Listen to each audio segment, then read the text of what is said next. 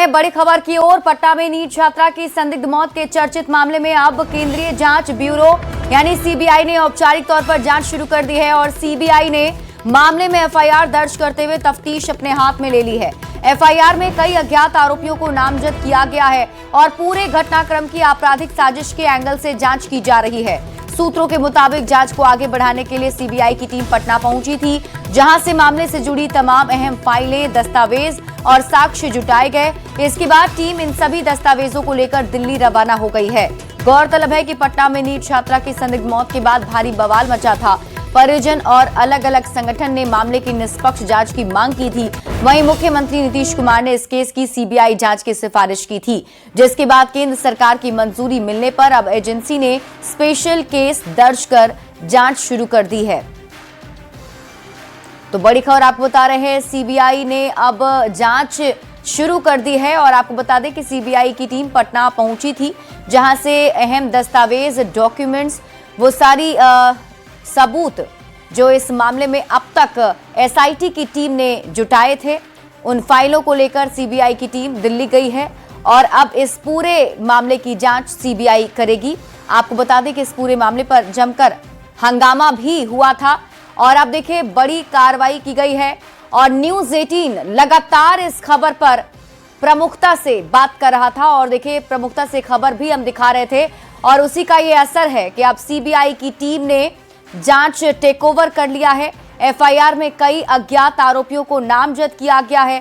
पूरे घटनाक्रम की आपराधिक साजिश के एंगल से जांच की जा रही है और सूत्रों के मुताबिक जांच को आगे बढ़ाने के लिए सीबीआई की टीम पटना पहुंची थी, जहां से मामले से जुड़ी तमाम अहम फाइलें, दस्तावेज और साक्ष्य जुटाए गए हैं और इसके बाद टीम इन सभी दस्तावेजों को लेकर दिल्ली रवाना हो गई है।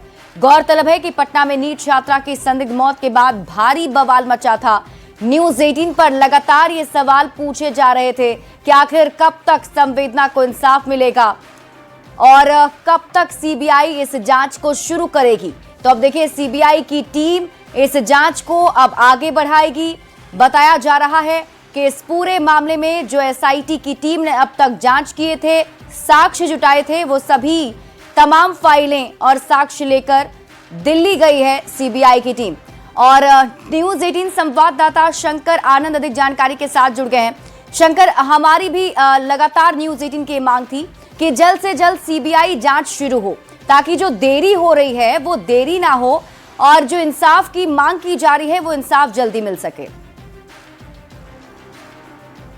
शंकर, सरकार ने इस मामले पे एक बेहद महत्वपूर्ण कदम उठाते हुए इस मामले पर जांच का जिम्मा सीबीआई से करवाने का एक अनुशंसा किया था। तो अब इस मामले पे सीबीआई के द्वारा औपचारिक तौर पर केस को रजिस्टर्ड कर लिया गया है और केस को जो रजिस्टर्ड करने के साथ साथ अब इस मामले की औपचारिक तौर पर इन्वेस्टिगेशन की प्रक्रिया शुरू कर दी गई है। जिस तरह से इस मामले में देखा जाए तो बिहार में काफी हंगामा हुआ था। बिहार में हंगामा इस बात को लेकर हुआ था कि इस मामले की निष्पक्ष और निष्पक्ष तरीके से जांच करवाई जाए। जल्द से जल्द जो मृतक के जो परिजन हैं उनको न्याय चाहिए और इस मामले पर कई लोगों का हालांकि जो डीएनए टेस्ट जो है करवाने का वो भी इस मामले में फैसला लिया गया था। तो कई डॉक्यूमेंट्स जो हैं जो बिहार पुलिस के द्वारा तैयार किया गया था, इस मामले में कई लोगों से पूछताछ की गई थी, तो उसका दस्तावेज तो सीबीआई को मिल चुका है। लेकिन अभी भी कई लोगों का जो फॉरेंसिक एग्जामिनेशन की जो रिपोर्ट है वो अभी तक नहीं मिली है, जिसे जल्द से जल्द सीबीआई की टीम चाहेगी कि उसे उन तमाम जो डॉक्यूमेंट्स जल्द से जल्द उनको मिल जाए और बहुत सारे ऐसे जो फॉरेंसिक नमूने जो बिहार पुलिस के द्वारा इकट्ठा किया गया था, उन तमाम नमूनों की रिपोर्ट्स जल्द ही सीबीआई लेना चाहेगी। एक तरह से कह सकते हैं कि ये मामला बेहद महत्वपूर्ण है कई मायनों में और जांच एजेंसी सीबीआई के द्वारा जिस तरह से केस को टेक ओवर किया गया है, इस मामले में जल्द ही कई लोगों से पूछताछ की जाएगी और सीबीआई की जो टीम है वो इस मामले में जल्द ही कई लोगों को पूछताछ का समन भेजेगी। लेकिन जो शुरुआती तौर पर जो बिहार पुलिस के द्वारा जो फॉरेंसिक नमूने मिले हैं, फॉरेंसिक नमूने के जो रिपोर्ट्स मिले हैं, उसको विस्तार से खंगाला जाएगा और कह सकते हैं कि जल्द ही इस मामले में कई लोगों से विस्तार से पूछताछ की जाएगी। जी शंकर, अभी जो जानकारी है उसके मुताबिक एसआईटी ने जो फाइलें तैयार की, जो अब तक जांच किया गया, वो सब कुछ सीबीआई को क्या सौंप दिया गया है? और ये भी बताइएगा कि अभी वो दिल्ली सीबीआई की टीम वापस लौटी है, तो कब से इसे माना जाए कि फिर पटना में जाकर जांच शुरू होगी? ये जो हमें सीबीआई मुख्यालय से जो औपचारिक तौर पे हमारे सूत्र ने जो जानकारी दी है कि अभी एफआईआर रजिस्टर्ड किया गया है। एफआईआर रजिस्टर्ड करने के बाद जो शुरुआती जो जांच होती है वो होता है कि जो बिहार पुलिस के द्वारा जो इन्वेस्टिगेशन किया गया उसकी जो फाइलों को विस्तार से अब सीबीआई की टीम खंगालेगी कि किस तरह से इन्वेस्टिगेशन हुआ है, कहीं कोई चूक तो नहीं है या किसी महत्वपूर्ण पॉइंट्स पर ढिलाई तो नहीं बरती गई है। तो इन तमाम चीजों को बेहद गंभीरता से देखा जाएगा। उसके बाद सीबीआई अपने तरीके से इन्वेस्टिगेशन की प्रक्रिया शुरू करेगी। तकरीबन 1 सप्ताह का वक्त लगेगा इस ग्राउंड पे जाने पे और हो सकता है कि शंकर, मैं आपसे वापस जुड़ूंगी, मेरे साथ आप बने रहिएगा। हमारे साथ न्यूज 18 संवाददाता अमित भी पटना से जुड़ गए हैं। अमित का रुख कर लेते हैं। अमित, वहां पर क्या अपडेट मिल पा रहा है? क्योंकि अब देखिए सीबीआई जांच शुरू कर देगी और ये भी कहा जा रहा है कि जल्द से जल्द इस मामले का खुलासा हो जाएगा। देखिए, सीबीआई चूंकि इस मामले में एफआईआर लॉन्च कर ली है 7/26 और इस मामले से जुड़ी सारे दस्तावेज जो सहयोगी आनंद भी बता रहे थे कि यह पूरा मामला जो है वो सीबीआई टेक ओवर कर चुकी है। तो ऐसे में अब सीबीआई के पाले में है कि वो जांच कितनी जल्दी से करती है, कितनी तेज रफ्तार से करती है। क्योंकि बिहार सरकार भी ये चाह रही थी कि यह पूरा मामला जो है इसकी जांच सीबीआई करे। क्योंकि बिहार पुलिस के जो जांच प्रणाली थी उस पर लगातार मृतक के जो परिवार के लोग थे वो असंतोष जाहिर कर रहे थे, जता रहे थे और कहीं न कहीं एक बड़ा आरोप लगाया था। जब डीजीपी से मिलने मृतक के माता पिता पहुंचे थे तो उन्होंने गंभीर आरोप लगाया था कि बिहार पुलिस जो है वो इस पूरे मामले में लिपापोती करना चाहती है, बिक चुकी है। ये भी एक आरोप लगाया था मृतक की मां ने। तो इन चीजों को देखते हुए बिहार सरकार ने इस पूरे मामले को सीबीआई से जांच कराने की अनुशंसा केंद्र सरकार से की थी, अपील की थी और उस अपील को स्वीकार करने के बाद सीबीआई को सुपुर्द किया गया और सीबीआई ने मामला दर्ज कर लिया है, एफआईआर दर्ज कर लिया है।